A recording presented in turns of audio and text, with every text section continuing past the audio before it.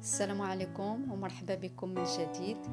نتمنى تكونوا في اتم الصحه والعافيه. الفيديو ديال اليوم هو عباره عن قنيطات اللي كيتحضروا بواحد الحشوه لذيذه خفيفه وسريعه في نفس الوقت، خصوصا حنا في هذا الشهر المبارك كنبغيو شي حاجه اللي نحضروها يعني بسرعه وما تاخذش بزاف ديال الوقت.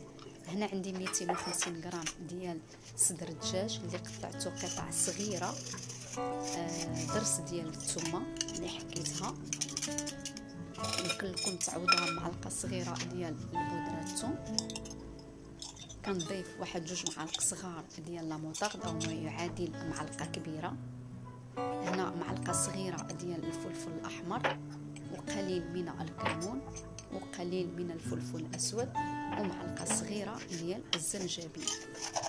كنضيف ايضا معلقه كبيره ديال القزبر والمعدنوس ويكون المعدنوس غالب. هنا قليل من الملح دائما تيبقى على حسب الذوق، وكنخلط عناصر جيده.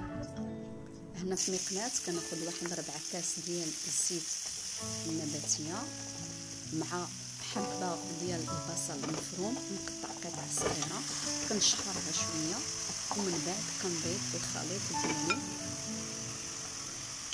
وكنبدا كنشحرو،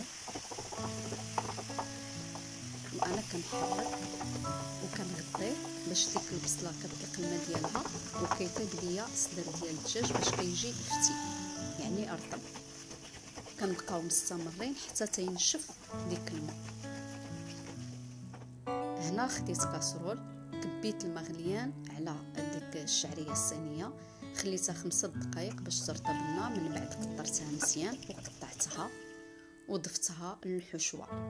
ضفت هنايا الزيتون الخضر حتى هو قطعته قطع صغيره وحركت، خليت الحشوه حتى بردات مزيان. هنا خديت الورقه ديالي دهنتها بالزبده اللي ذوبتها وبديت كندير القنيطات ديالي، كنشكلهم وكنسدهم بديك العجين مع الماء، وكنبقاو مستمرين بنفس الطريقه.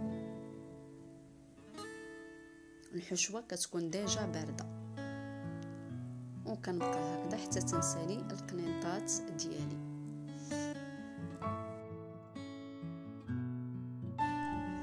هنا كندهن القنيطات ديالي اللي درت بيضه وخلطتها بقليل من صوص الصوجا ودهنتهم باش كيجي ديك اللون الذهبي.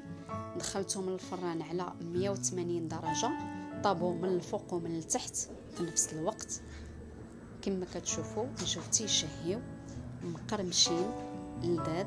نتمنى انكم تجربوا الوصفه وتردوا عليا في لي كومونتير ديالكم. نتمنى الفيديو ديال اليوم يكون نال اعجابكم وبالصحه والراحه وشهيه طيبه. الى اللقاء في فيديو اخر بحول الله.